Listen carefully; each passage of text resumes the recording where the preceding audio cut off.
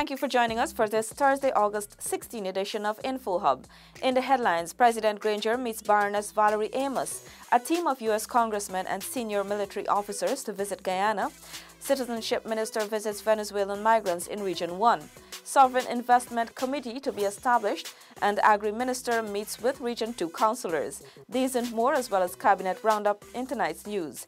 We begin by telling you that President David Granger on Wednesday met with Baroness Valerie Amos, who is currently the director of the SOAS University of London, former leader of the House of Lords and representative of the United Nations, and the Lord Ali Wahid Ali, a member of the House of Lords and entrepreneur at State House. Here are the details. The officials discussed, among other issues, Guyana's green development pathway investment opportunities in sugar, forestry, petroleum and green energy sectors.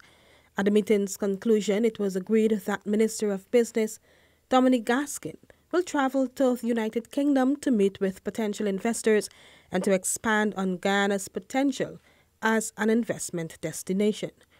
The meeting was also attended by Minister of State Joseph Harmon and Minister within the Ministry of the Presidency with responsibility for public affairs, Dawn Hastings-Williams. Reporting for InfoHub, Alexis Rodney. Minister of State Joseph Harmon today confirmed that a 7 or 8 member team comprising United States congressmen and senior military officers will be on a familiarization visit here within the coming weeks. I believe what it does is that it signals a growing confidence in the relationship between our two states, and the fact that there is a growing number of U.S. companies that are operating here in Guyana, that the lawmakers would want to come to see what is taking place. So I believe it is quite normal, but I think that what it does is signals a very clear indication of Guyana's importance on the international scene, that 8 congressmen will actually choose to come at one time. The minister was at the time addressing members of the media during his post-cabinet press briefing earlier today. For the second time in 2 years, Guyanese will be going to the polls for local government elections, LGE. In this report, Alexis Rodney tells us about the restoration of local democracy under the coalition government.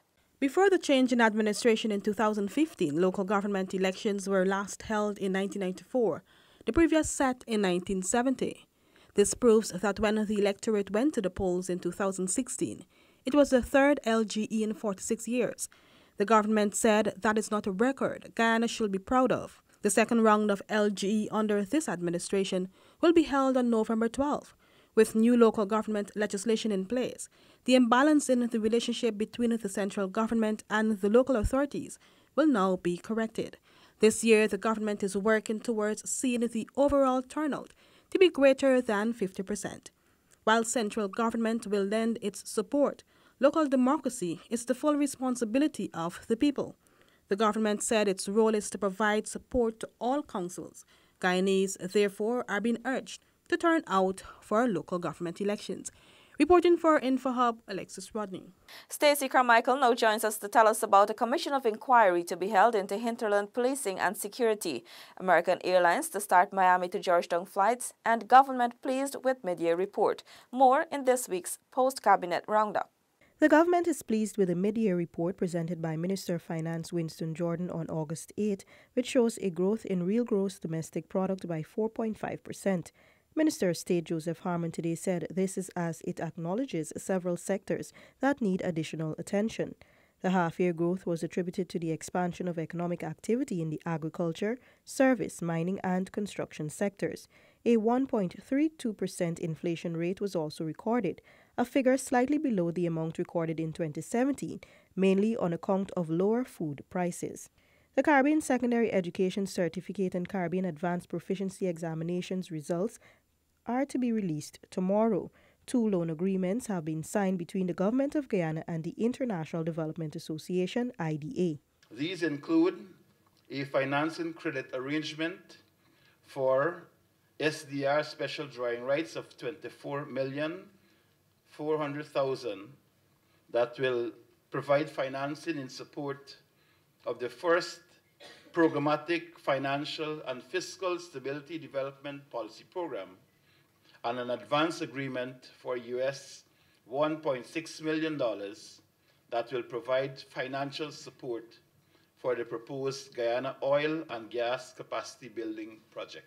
American Airlines will begin flights from the Miami to Georgetown route from November 15, 4 times weekly. The airline will use an Airbus A319 aircraft with 8 first class and 120 economy class seating capacity.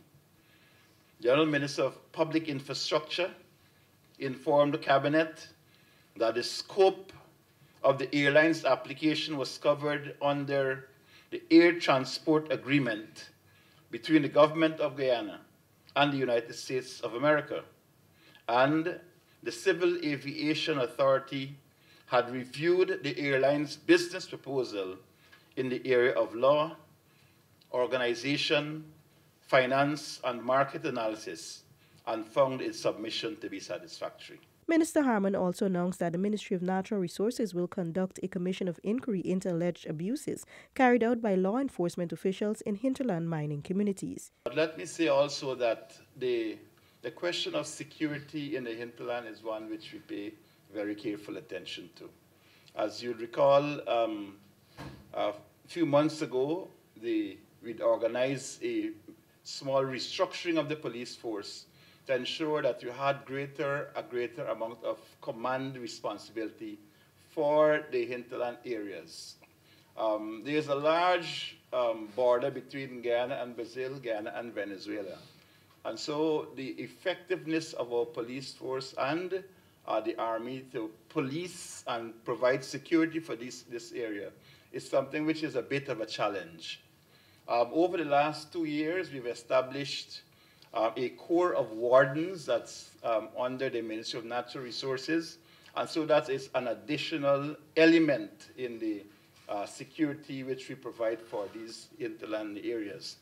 We've also just recently acquired fixed-wing aircraft which will assist in the surveillance activities over these hinterland areas. And finally, the government will continue its engagement with the Guyana Teachers Union, GTU, as it relates to salaries and conditions of service for teachers. Minister Harmon said government is hopeful that common ground will be met and assures that the best interest of the teachers is being taken into consideration. For InfoHub, Stacey Carmichael. Mommy, you can't smoke in the room. You can get the baby sick. She can't get sick. I lock up in this room. She's over there. Mommy, you never heard about third-hand smoking? That is when the smoke gets into the fabric, like the chair and upholstery. And it still affects people that comes in the room. First it was second-hand smoke, now it's third-hand smoke. Mommy, you know I love you and I want to see you quit. I don't want baby to have developmental problems like asthma and lung disease. Let's all work together to prevent cigarette smoking-related illnesses.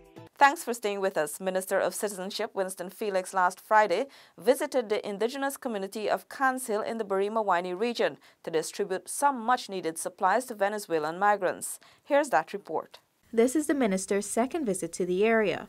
2 weeks ago, the Ministry of Citizenship, in collaboration with the Civil Defense Commission, International Organization for Migration and UNICEF, distributed supplies to the migrants. The 3-day exercise saw migrant families in Cans Hill, Camwata, Powaikuru, Imbotero, and Smith Creek receiving hampers which included packaged and canned goods.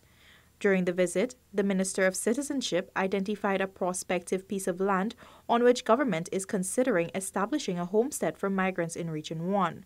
Government's intention to create a humanitarian center in the region was highlighted in the minister's first visit to the area. We would ensure that they are treated humanely by ensuring that they are placed under conditions where they can live and enjoy a reasonable state of comfort. We would be seeking to identify areas in which government can control the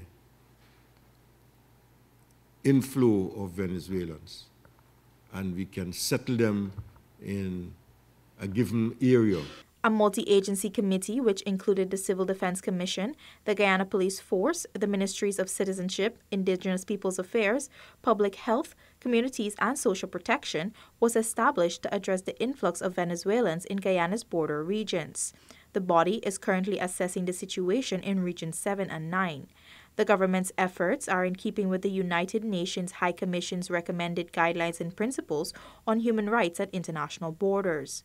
For InfoHub, Anna Arakan. A sovereign investment committee will be set up to advise the Minister of Finance on the investment mandate as it relates to the Natural Resource Fund. Here again is Stacey Carmichael with the details. The government's Green Paper on the Natural Resource Fund, NRF, proposes the establishment of the Sovereign Investment Committee to advise Minister of Finance Winston Jordan on the investment mandate as it relates to the NRF's management. The committee, appointed by Minister Jordan, will comprise 7 members. Among the members are a representative of the Finance Minister, an ex officio representative nominated by the Bank of Guyana's governor, and an Institute of Chartered Accountants of Guyana nominated representative. The Green Paper specifies that the committee members comprise persons with substantial experience, training, and expertise in financial investments and financial portfolio management. A senior investment advisor and analyst would also be recruited via international open tender.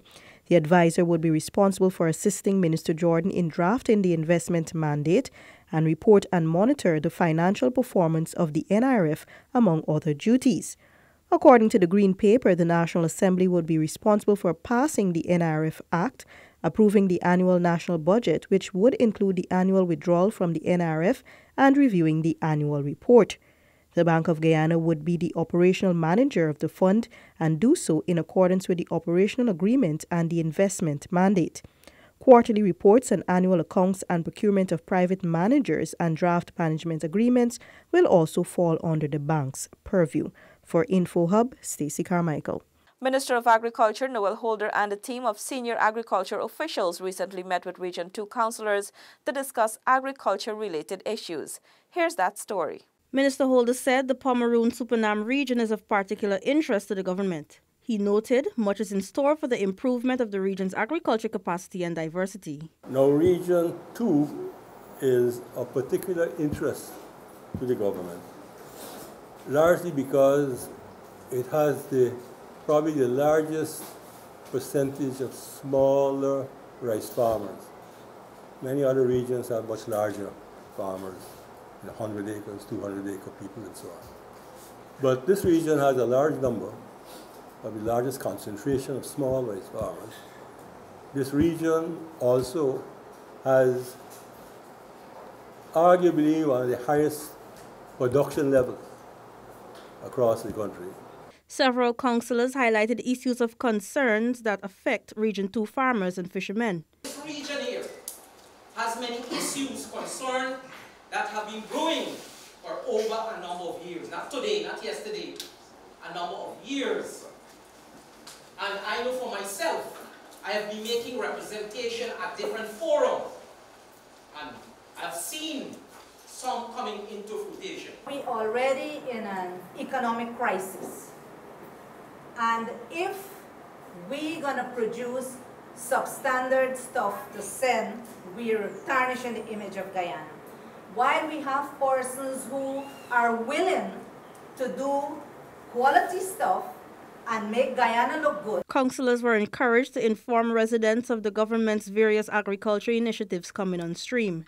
Minister Holder reminded farmers to learn to adapt to climate change while creating value-added products to tap into more markets. For InfoHub, Delicia Haynes.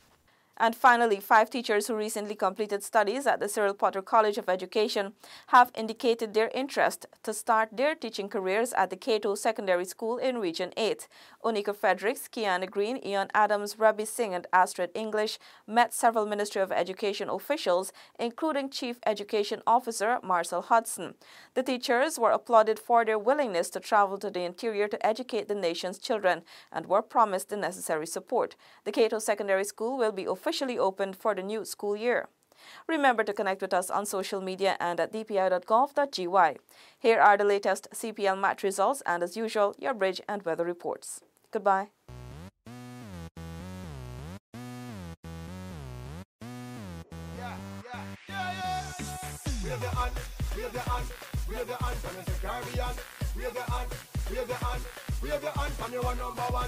I'm ready for the competition. You know, take intimidation.